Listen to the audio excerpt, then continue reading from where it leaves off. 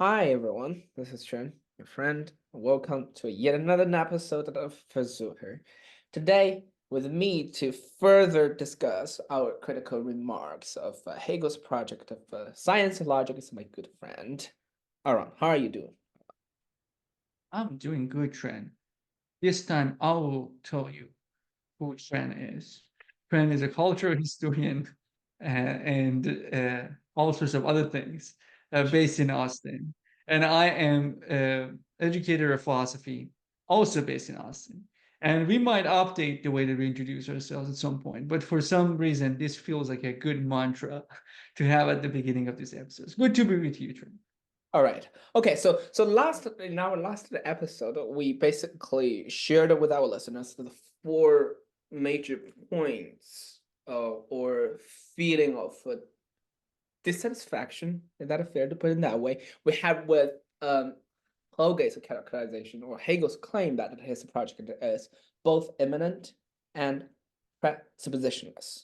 And today we're dealing with another two major points which are connected with the question that is his project really a what's his relationship with the so-called epistemological division between thinking and being? Yes. Would you open up? Yeah, Yeah, of course. So the point that we mentioned last time mostly were around two interconnected claims that Hegel makes about immanence and presuppositionlessness. And we started the whole project with talking about that. We went through some important sections of the book and we returned to that. And we are not, as we disclosed last time, we are not satisfied not because of those like we started the project by defending Hegel against some charges about like founding principles and like the idea of immanence, and so, like most of those defenses stay in place, but we're still not convinced that this is immanent and has this kind of a absolute uh, independence from founding principles or founding presuppositions. So we talked about that in like for subcategories. Uh, Again, categorizing these questions like this is the second broad question that we have here.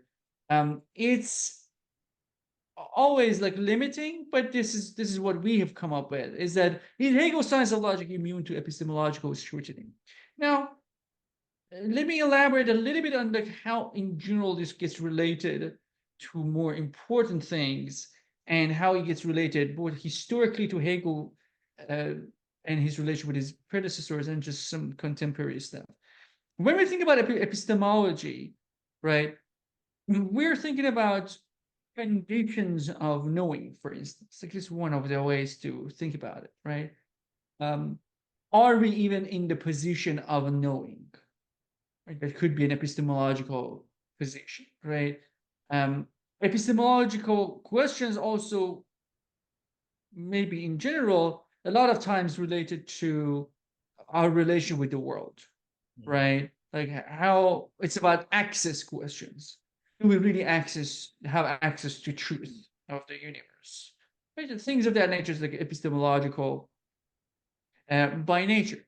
Now, one of the main rifts that Hegel has with Kant and his influence on philosophy is that Kant is very much uh, epistemology first type of a person, right?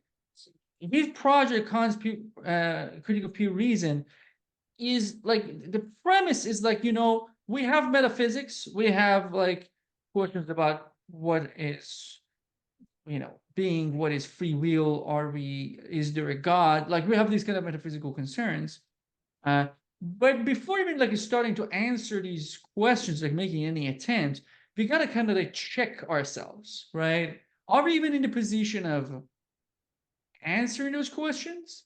So it just becomes like this process of critique of faculties, we can call it, right? That we're just like, okay, we want to know what the world is, but who are we that want to relate to the world.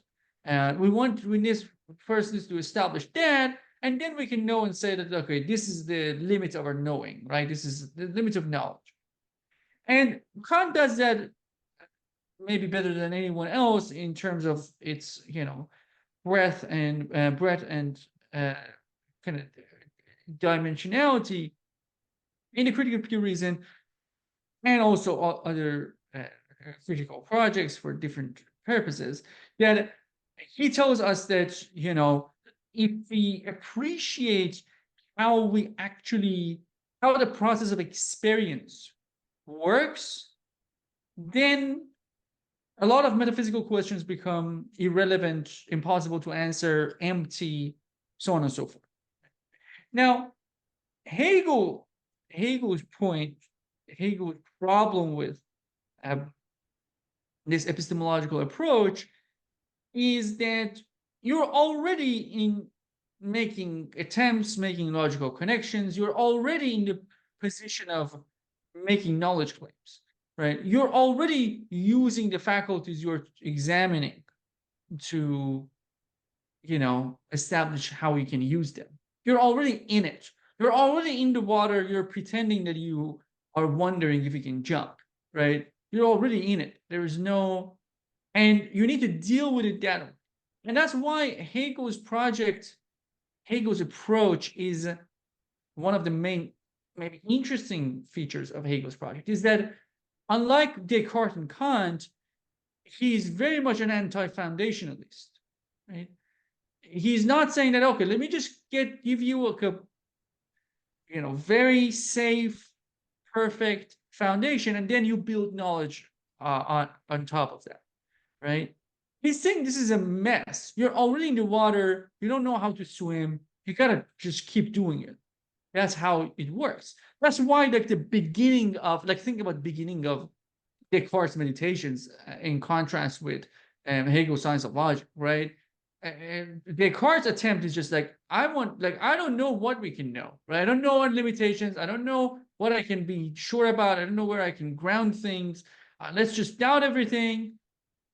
This happens when we doubt everything. This is the safe ground. Let's just establish on it. Now, Hegel's beginning is a mess, right? It ends up being just not at all a grounding foundation for further truth. It just keeps it's the opposite. Like, we are on the ground, and the ground underneath us goes down, and just then it goes down again, and it goes down again, and it goes down again, and it goes down again. Like, it's that type of a movement, right? And Houlgate is also very proudly boasts about this feature of Hegel's philosophy. And it's more, you can say, just like a sculpting process than maybe a painting process, right? Although depending on how you paint, painting could be a lot like sculpting and vice versa. But the image is that you have a mess of clay, and in Hegel, and only at the end you have the beautiful piece, right? A coherent piece, like a figurine or whatever, right? You don't start with this is this is the base of this project, and then expand on it. Okay. Now, what we're wondering today is how much Hegel, or how successful Hegel is in kind of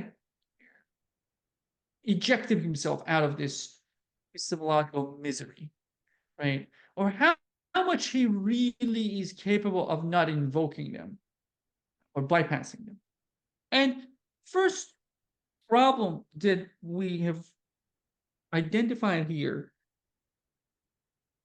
is a difference between being and concept of being. Okay. Now, remember the whole beginning of Hegel's Science of Logic.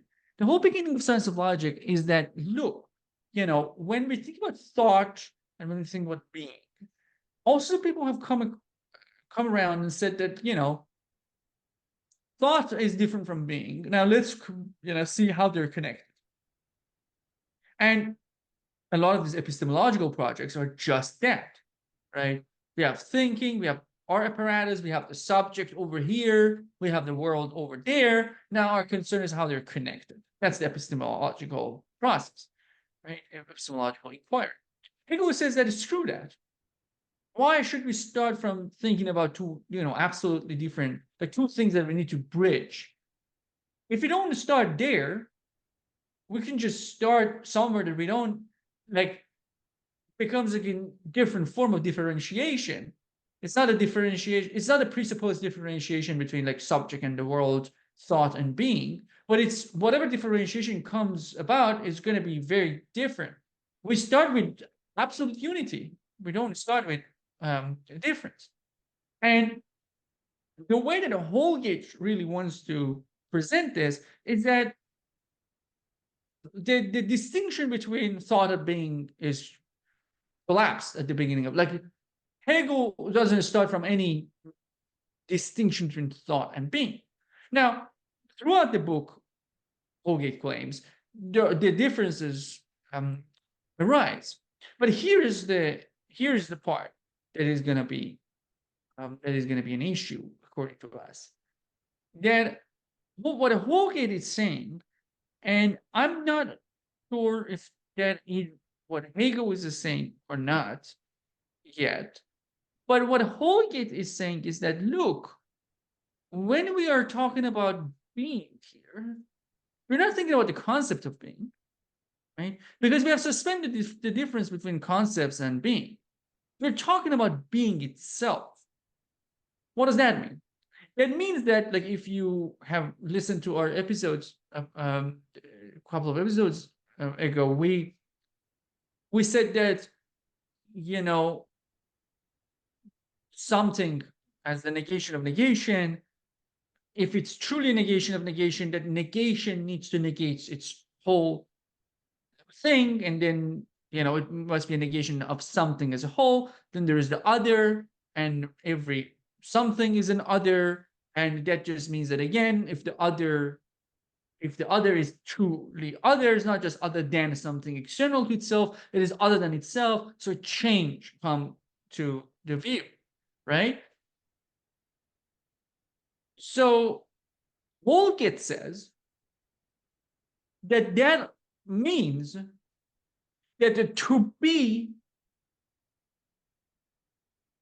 necessarily means the entity must change, right? In other words, being and change come together, right? More clarification.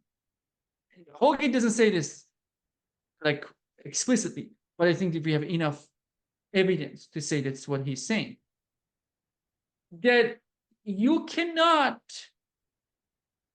there is no possible world in which something is and is unchanging.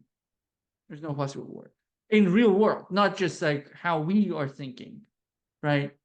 It is not possible to be and not be susceptible to change. I have a problem here. I don't think that's a conclusion. And I can say a couple of things here, and Trent, and you take over.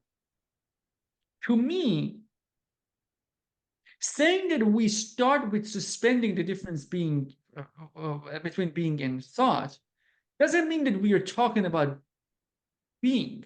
We have only suspended that distinction, right? And depending on what happens later, that kind of a relationship could change drastically. But what I mean by that is, it is one thing to say that our concepts are not fundamentally opposed to what is, right? It's not like that our concepts are on this side of the river, the world as world of existence is the other side of the river, and now we have a problem there, to bridge the two, for instance, right? I think we can suspend that, saying that like our concepts could get at the world, right? But they are still our concepts of the world, right?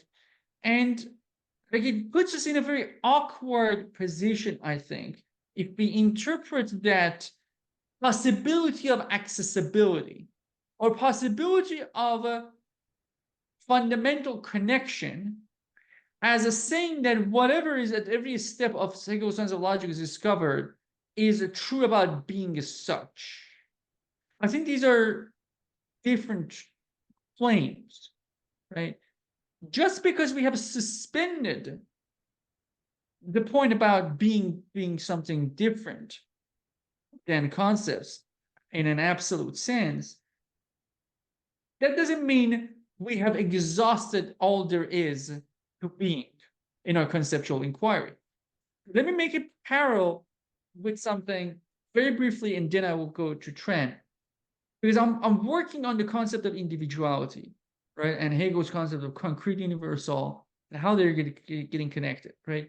But I want to mention a criticism of Hegel that I think is related to what I'm saying, right? Hegel, very briefly, and this doesn't matter if you don't or not, you don't know what is going on. Hegel thinks that like individuals, like to understand what individuals are, we must understand them as individuals of different kinds, right? There are no free-floating individuals, right? Individuals are all kind of like belonging to a kind, right? And they are actually instances of that kind, right? To be a human being is to be an instance of a concrete universal called Homo sapiens, right? And just like, making this parallel up, like DNA copying mechanisms is always like with variation, so is instantiation of humanity, right?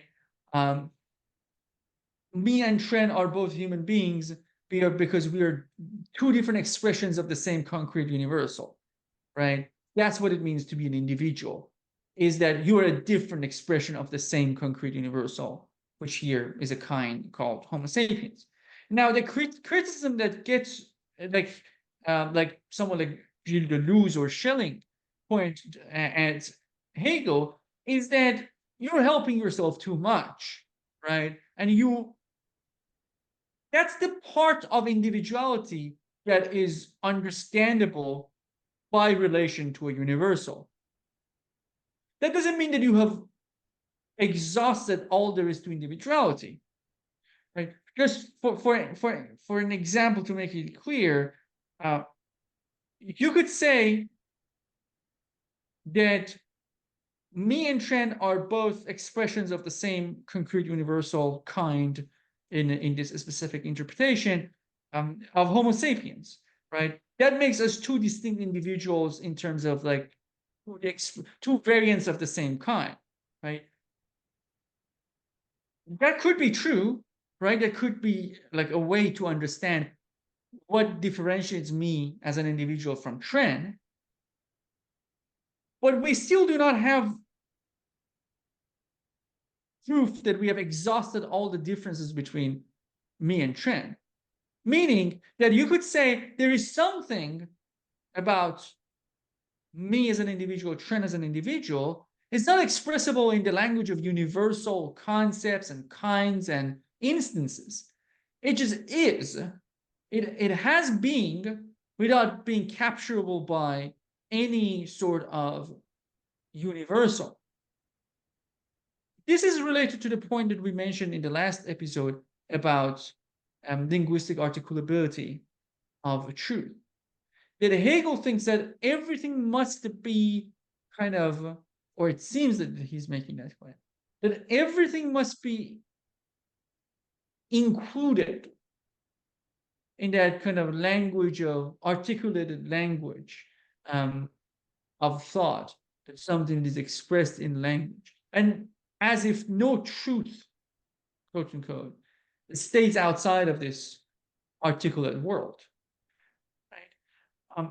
I think this is similar here, and similar to the whole point about the universals in general. Just because this is the part of a being that we can articulate this way, that doesn't mean that every part of being has been articulated. Everything about being has been articulated. That's a different claim. Our concept of being could be very well organized and structured and meaningful, but that doesn't mean that we have exhausted everything that there is to being. Just like we haven't exhausted everything about the differences between individuals just by saying they're different members of the same kind. Trent, you seem kind of Yes, yes. agitated. I wish our listeners could see my face, which is quite a scene. No, I hear several things going on, and I'm Yeah, very intrigued. I'm not sure about you, listeners. I want to know more about concrete universals. So, but I demand more context, perhaps, so we can make episodes in the future about it. Um, with regard to the being or concept of being, I hear the main thing you have been saying is at the beginning, Hegel started the project with a kind of working hypothesis, but that somehow miraculously turned into a like final conclusion. And when did this alchemist move like receive justification? And Houlgate seems to blindly follows that and then turn it into kind of a dogma, something like that. So is that what you're trying to say, that that's a good working hypothesis or starting point, but not, we cannot assume that's intrinsically valid just because we feel that we made a few, say, imminent move along that lines, that say being, there's a unity between being and thinking, and the realm of truth is overlaps completely with the realm of linguistic articulation. Yes, do you want to respond? yeah. I think that first of all, that's a great way to like put it. There's a difference between working hypothesis and final conclusion, right? You might say this is a very good way to start, but that doesn't mean that where you start is valid. Like it's not that is gonna be. You need to still establish that the starting point is the case. That we haven't seen that yet, but Houlgate seems so convinced that we're already seeing it, right? And my parallel with the whole point about universal individual thing is that, like, think about it as in this way, right? What makes you distinct from me as an individual? Right, Like, I think that's part of the problem of individuals. Like, right, you are an individual, I'm an individual. Let's assume that, right? And we're different. What is it that makes you different from me, right? And there are all sorts of ways to answer that question, and there are all sorts of problems that arise from that question. right, And one of the ways to answer that is that to use universals, in different ways to use universals, in the sense that what makes us different is about like the different properties that we have, right. right? You know, I'm Iranian, you're Chinese. I dance, you don't. Sorry. But like just a couple of like we are both like we have um you know uh this kind of a genetic structure, and we like just you can go, it doesn't need to be morphological, it could be like very much like genetic differences, right? You think about those as properties, right? And because of problems that arise that we don't need to talk about right now, to just think about random properties that make you what you are, make me what I am. Hegel is suggesting that those differences only make sense in the backdrop of both of us belonging to the same kind. Right now, this could get expanded, of course. Right now, what is the difference between me and a raccoon? Then it's gonna be like this kind of differences between these kinds, but they are both living beings, right? And then different expressions of being a living being. Going back.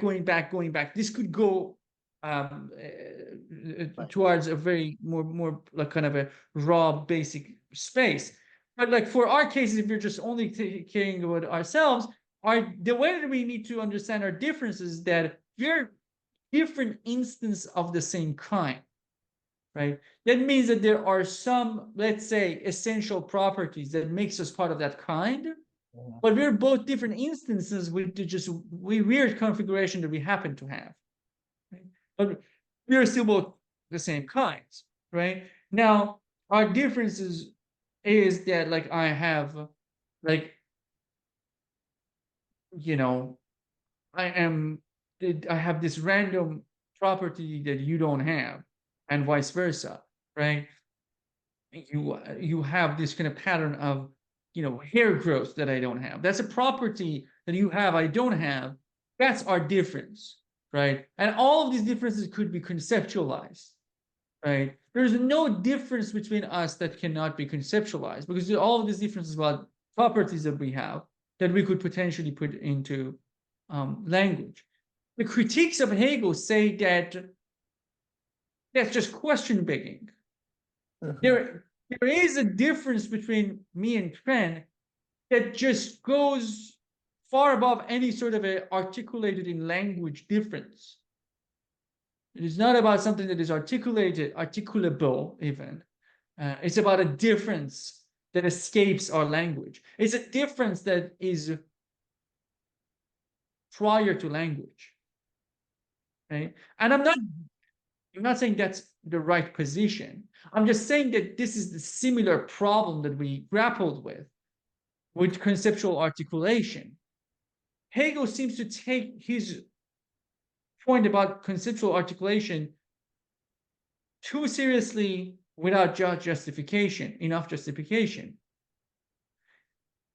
It could be the case that suspending the difference between being and concepts is a good work hypothesis to start moving this.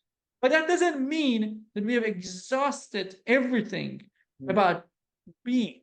Like now, these two, I'm myself uncomfortable juxtaposing these two. Because on the one hand, it seems like that if you have really, really suspended the difference between being and thought, then everything that you say about being must be correct. So, or must be about being itself, not just your thought of it. Right. But I just said two little things that have what I think. So either here I say that we cannot suspend at the level, we are not justified to suspend at the level that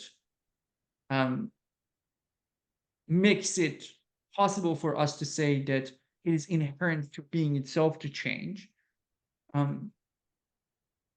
Either my problem is with that I don't think that suspension is actually happening, right? I don't think that's what is happening.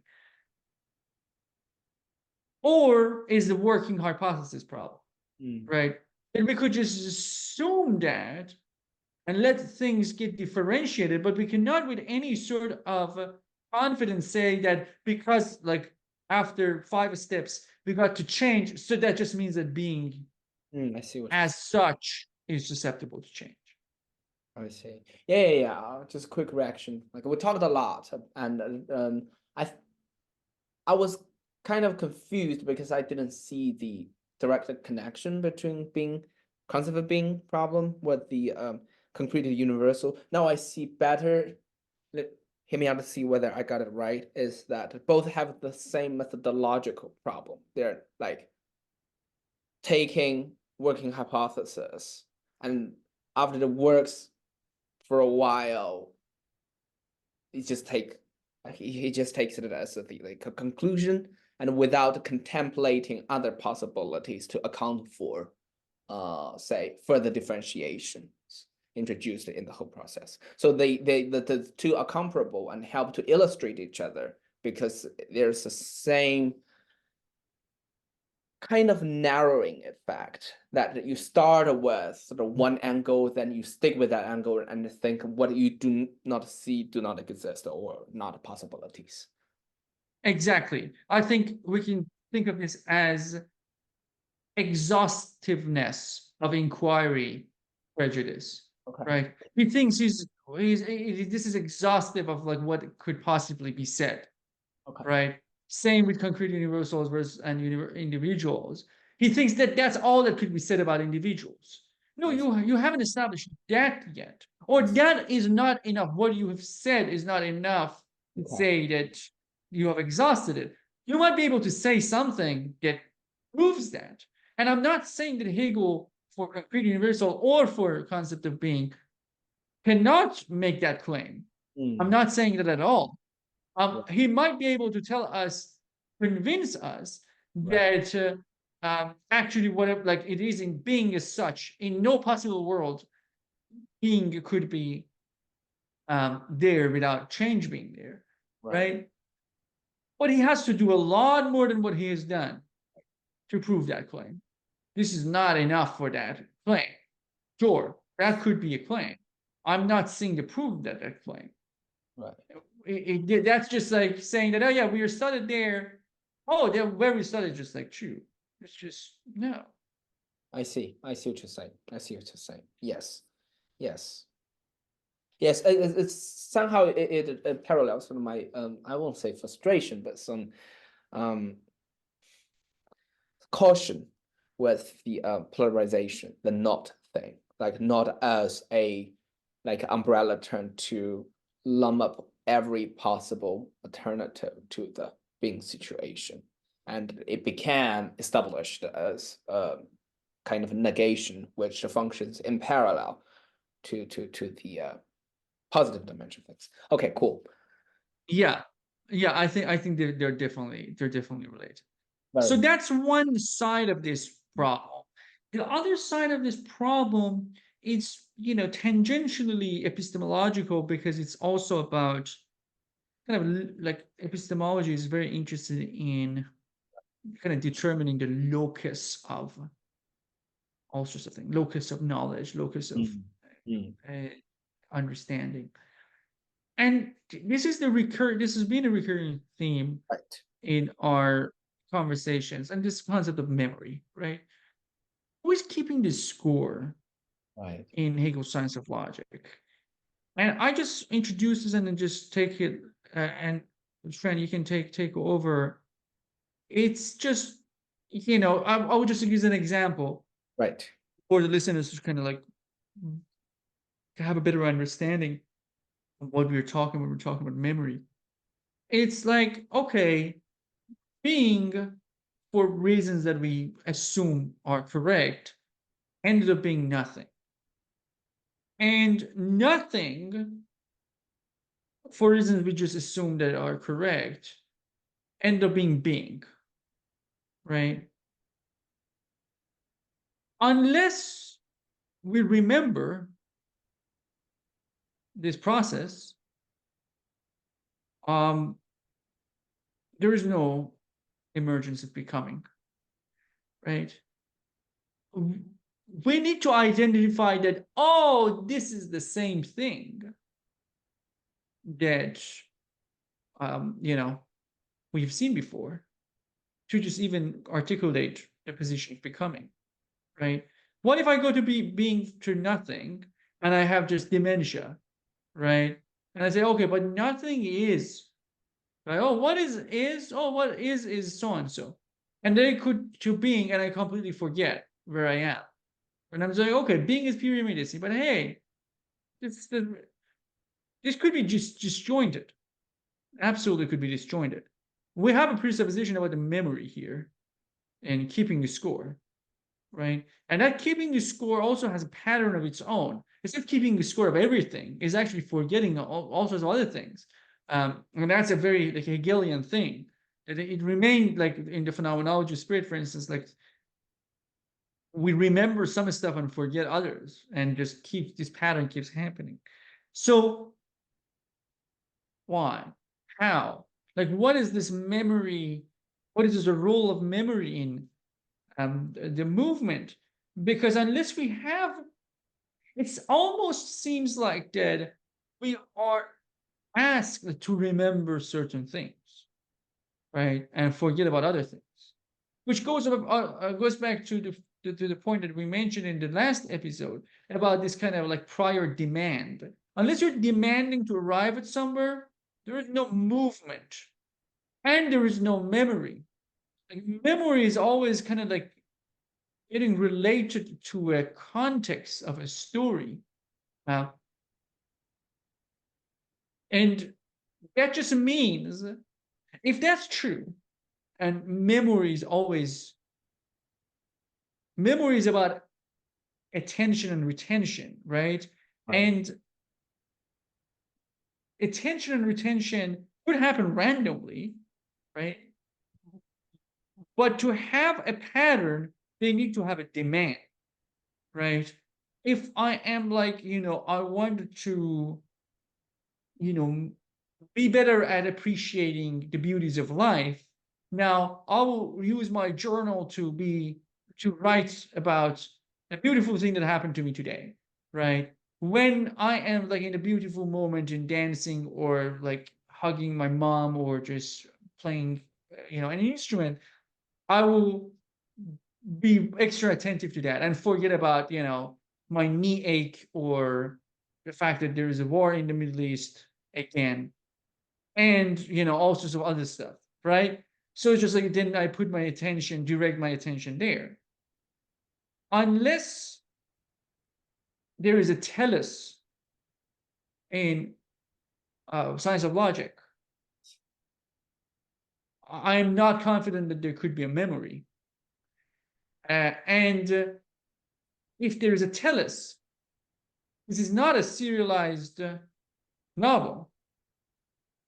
Some direction is already there, right? Now, this could be, you know, I don't think this ruins Hegel's project.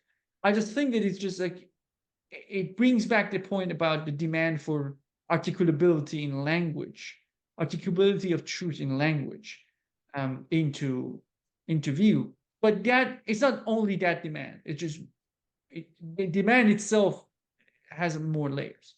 So I will. That's what I have. But Trent, what are your Right, right, thoughts? right. It's very interesting what you said. And I have a few things I've been tinkling with all along while reading Hegel, because I'm a person who is fascinated by the concept or theory of cultural memory, and it is a very important uh, kind of dictum in that field of speculation. It's called what has happened is never lost, and I think that it's speaking directly to what you mentioned. Seems to be a will to remember on part of both being itself and we as like a philosopher or like the guardian of being to like hold its hand to walk through that like self-formation process, like ideal parent and child relationship somehow. And it's not just a will to remember, but also you mentioned with your example of dancing or appreciating beautiful life is the will to remember selectively.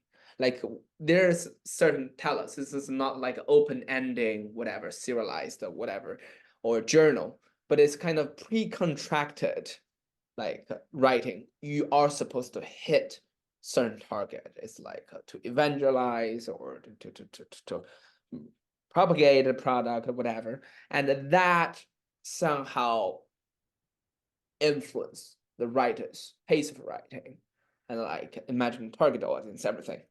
Yes. And all that the background information given, I think they're in more analytical terms. I will say my first and the most important thing is there seems to me a separation between being's memory and we observers' memory. For instance, at the move from becoming to determinate being, like the move is conditioned upon a conscious reflection somehow, in anthropomorphic term or memory of the previous stage that being vanishes into nothing, nothing vanishes into being. The two changes into each other, and therefore, given the new version of the law of non-contradiction, they are not absolutely different. Hence, the claim of purity must be purged. Therefore, determinate being. And who is remembering what happened before here? Is it us as observers, or being itself? If it is being itself, then where's the locus of memory? Is it a faculty and an organ, or a part of a being that has that, or it's somehow diffuses into what you called in the previous episode, like the general vibe of like existence being?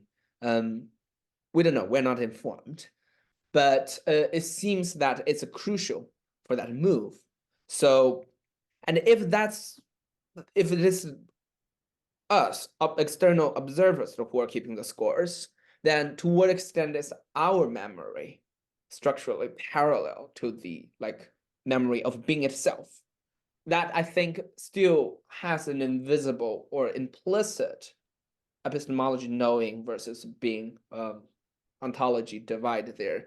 It seems like the suspension, as you said in the previous point, being in the concept of being, the working hypothesis that they're symmetrical, that perfectly translatable, became somehow accepted or taken for granted the conclusion as the future stage of movement unfolds, and the talus perhaps it is initially conjectured as a possible destination, but somewhere, I don't know, at this point, after the stages was changed, it seems to me a little bit like a destined, like a predetermined destination. So yes, so that's all I have about the Yeah. theme of memory and the structure of his project.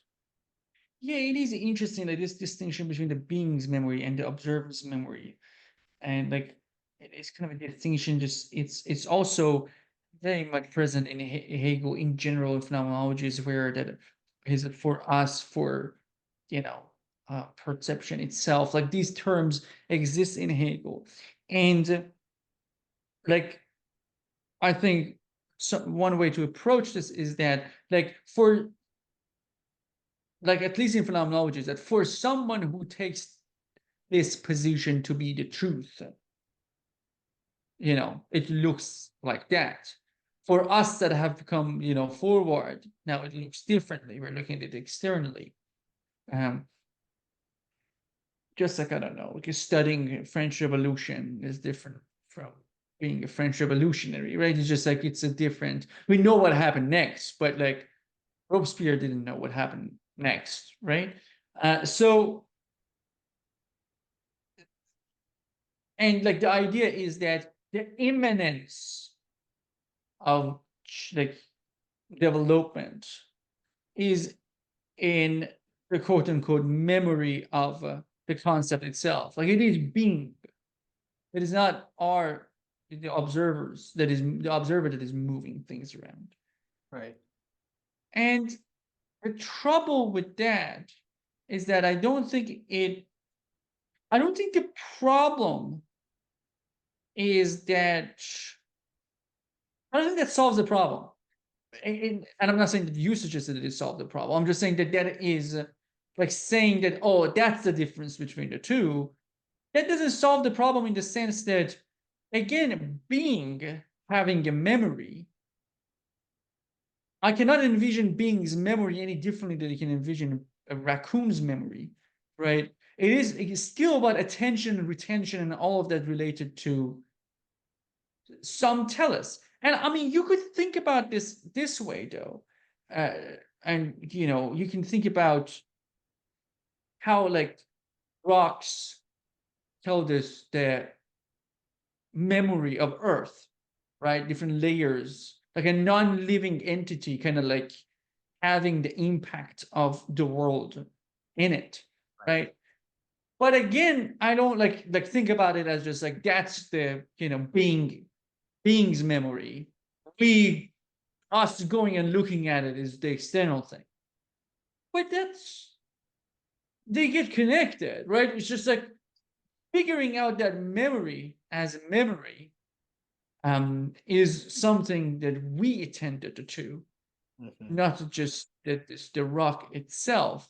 And I think if we are thinking about the being as just like a metal, a rock that is going through different different impacts happening to it, that's not enough, because for the next impact to come, being must remember the last impact. Right. Otherwise, nothing comes. That's why it is not like the rock. Right. It's not even like that. It has some active attention. Right. And active attention to me is not fathomable unless it is towards a demand. Yes. And I don't think that at least Houlgate is clear about the fact that this project needs a demand. And that demand is not, that demand is just like, okay, immanence, right? That demand is far more subject to criticism Right. in many ways. That itself will impact the whole idea of immanence. If the idea is that we want to arrive at a maximally coherent conception of being that does not collapse because of an internal incoherence, Right. then that's a clue for what to remember. And that could be fine. Could be fine. But that exists. That relationship exists. And that relationship is not trivial, because that means immanence cannot just happen. Immanence is always looking at some demand, and with that demand remembers so and so. So thinking of immanence as this kind of like an autopilot process, I see. Interesting. I think is misguided. Right. That's very interesting. Yes. Yes. So yeah, I think this is what I got, and this is what we have thought so far. Do you have any concluding remarks, Trent? Oh, I just feel like for this slide we have been a bit Kantian, I suppose. Now, well, that's all I have. Yes, I think that's a very faithful report of what I've been struggling and tinkering with. Yes. Yeah, and all of these themes um, remain with us, and some of them will take their life of their own, I think, right? Like this point about memory Right. might become its own thing independent from Hegel. And that's again, it's the nature of this project. Remember who we are and how we do things. And I think that's the versucha part of this is what is important, and this kind of a dynamic development, instead of we're not just randomly moving from one to the other. But if you're coming along, kind of, it should be rather clear why next things pops up. And yeah, it might be on our way, on our path to think about memory, or even more generally in in relation to what we discussed last time, thinking about this concept of human nature and this kind of assumptions about not only what beings are, but what they want, right? Like thinking about this demand as their demand, as something that is satisfying their core, and whether that core uh, actually even exists. But yeah, feel good. It's all right. Everything's fine. We had a great time talking to each other. We hope that you had a good time listening to us. Keep commenting, keep talking to us, keep us in your loop. We will keep you in our loop, and we will see you soon. Yes. So, dear listeners, let's stay attuned Next episode, we are gonna do some reaction or response to some highlighted, selected comments that are accumulated so far. So see you next time.